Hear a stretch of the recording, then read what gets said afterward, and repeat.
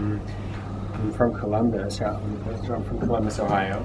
Okay. And I grew up in a Jewish family that did not have a lot of exposure to Christians.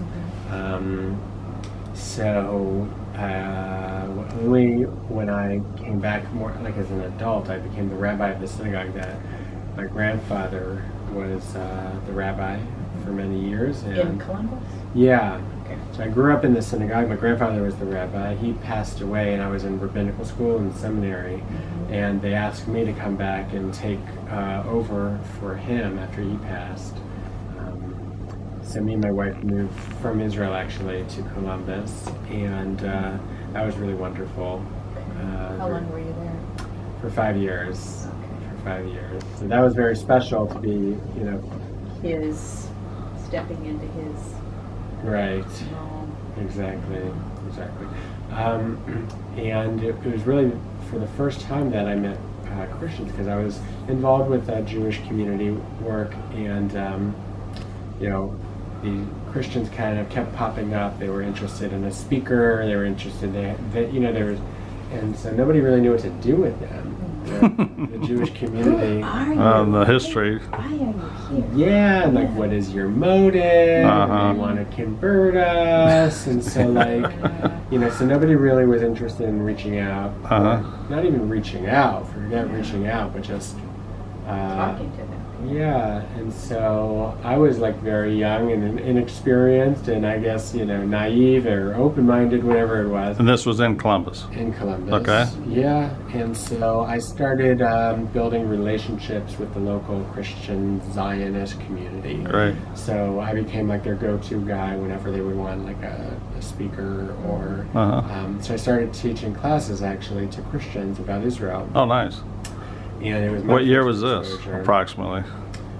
2010. Okay. Probably. Oh, pretty recent. 2009, yeah, maybe 10 years ago, I guess. Well, I guess I've been, yeah. So then I learned about a story about how when Theodor Herzl was starting Zionism, Yes. he got a lot of assistance from Christians actually. So I was like, wow, does anybody know this? There's a history here, and so I started really immersing myself in it, and became I was very cautious initially and very skeptical, but the more I started reaching out to Christians, the more I realized this is so important that we need to be, we have a really unique moment in history where Jews and Christians are no longer at each other's throats. Yes. And we have an opportunity to actually build relationships and bridges and understanding based on our love for Israel in the Bible. Right. So I just started reading the Bible and trying to really hone in on those passages that really talk about the Gentiles and the role of the Gentiles and the role of Israel and the redemption and all at the end of days and all. It just really started pointing me in this direction that first of all we needed to move to Israel. Me and my wife, it's all about Israel. So I started really going through the Bible very carefully and paying attention to the passages about Israel. And that became the basis of Israel365, because there's a verse that says Israel's the land that God's eyes are upon from the beginning of the year until the end of the year. Yes. Yeah. So 365, so. Okay. What really captures people's attention to Israel 365 is the photographs. Oh, I love the picture. I mean, that draws them in, and then they can read the verse and the whatever you put in there. Right. So, that verse says that God's eyes are upon the land. Yes. So that's what the photographs are there to allow people, wherever they are, to also have their eyes focused on the land every day with the scripture. And we're constantly looking for ways to sort of reimagine the newsletter, and we are tweaking it actually. I think even today or tomorrow we have a little bit of a new. Oh, good. We have a new person who's starting with the newsletter, and she's got some new ideas. So all right. we're always, and that led to Breaking Israel News, and that led to the Israel Bible, and that just one thing after another. And so I made Aliyah in August 2011. So we're going up on 8 years, and thank God we're reaching a lot of people every day. Mhm. We have about 300,000 readers, so we're reaching a good amount of people. How many in the U.S. do you? About half. Okay, good. Yeah, about Okay. half. So we're also doing more of our own humanitarian projects because we know that it's really so important to our readers. Right. So supporting Holocaust survivors and planting trees in Israel. Sure.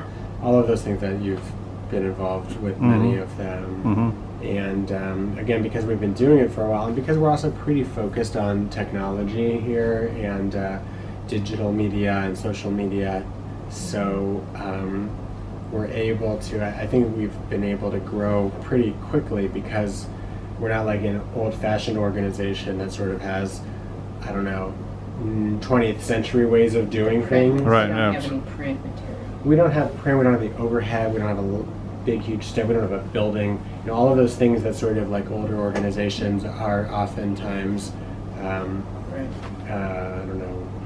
They're bogged beholden to. down with the overhead. They're hampered a little. Yeah. Right, we've just been able to be quick and nimble, and so doing it year after year, day after day, and year after year, we've built up this nice niche area where we're doing a lot of unique things. We're providing a Jewish perspective on the Bible, the Tanakh, Right. for Christians. Mm-hmm. Very few people are doing that. You know, there's like a handful of organizations are out there who are doing that. So that's and also the idea of like, being a bridge between Jews and Christians. Yes. So there aren't that many people doing this, and so like we've been now at this point kind of doing it for a good amount of time and have great relationships with people. But I'm also like surprised that I'm learning about things that are happening for the first time that I'm surprised about and shocked. Just yesterday, we had an article in Breaking Israel News about this group of German Christians who got together, got some gold together, and built a replica of the menorah, the same menorah that is on the Arch of Titus. Okay. Like a life-size, model of menorah made out of gold. Where is it at? So they brought it, they like retraced the same steps that the menorah left Israel to go to Rome. So they made their menorah in went Germany. from Rome to here. And then it went to Rome and brought it to Israel on a boat. And so they brought it out, and it just got off the boat in Haifa this week. We had a story about, and Eliyahu from Breaking Israel News, you got to meet these people. This is incredible. So that's where I'm coming from. So Okay. like at Okay, the you last just met minute. with Oh, yes. Yeah, and I wasn't originally planning on, but he's like, you have to go. Sure. Yeah. So they came here to the office? No, I went to Jerusalem. I see. Because All right. they have this big menorah. They Yeah, can't if it's travel the- so easily. Right. Approximately the size of the one ready for the third temple? That's out by the Well, synagogue? It's not, I don't think their goal is to have it used. There's the Temple Institute who has Yes. the menorah for the third temple. Uh-huh. I don't think that this group of German Christians have any Aspirations for that. I don't, They there's just kind no of way. wanted to honor Exactly. that. Can't imagine the rabbis, when the third temple is built, the rabbis are not going to go for that. Well, No. sure. We're not there yet. But, Right. Do you So have they're gonna- any Christians that work with you daily, or is it just yeah, so, and she met me in Jerusalem. There's a woman named Donna who, Okay. you may have seen her in some of our videos. So she's like the director of our Christian relations. okay? All right. And she has like a huge heart for Israel, and she actually, And she's based where? so she's here. We got her a work visa. Oh, So nice. she lives here now to Okay. work, and she's really amazing. So there's always like new things that are happening. It's exciting because I do believe that we're just in the beginning stages of hopefully a real like tidal wave of support and Sure. relationships and cooperation between Jews and Christians. Because we have the same Father. Right. We do. Well, the ones I know that are supporting Jews returning to Israel and seeing this as God's fulfillment are there for the long haul. We're not some of these, well, it's the fad today and tomorrow we'll find another one. Right. That's true. It's a little troubling that it's primarily, I don't know, middle age. On up. Well, Yeah. that's true. The one, our friend is 70. Right. She's been here a year. But she just My heart is to see the next generation connect with Israel and not Yeah. the other news that are being taught Right. to them. Right. So that's a real challenge. It is. It's not happening naturally, and there are people who are people who do good things, reaching younger college-age students, but Hmm. it is something that I know our readership is primarily older, and I don't know. The narrative is not as appealing. I don't know why it's not appealing for younger people as much. I think that younger people, Jews included, just take Israel for granted. Like, Israel is a strong country, and why, if it's such a strong country, is it oppressing Palestinians? Right. Whereas, That's what they're being fed. That's what Universities. and they don't remember that, No. certainly don't remember 1948. They don't remember 1967. They don't Mhm. remember even 1973. And so, pretty much since 1973, since the 80s and the 90s, Israel's just really been on this upward trajectory, thank God. Hmm. But at the same time, there's this,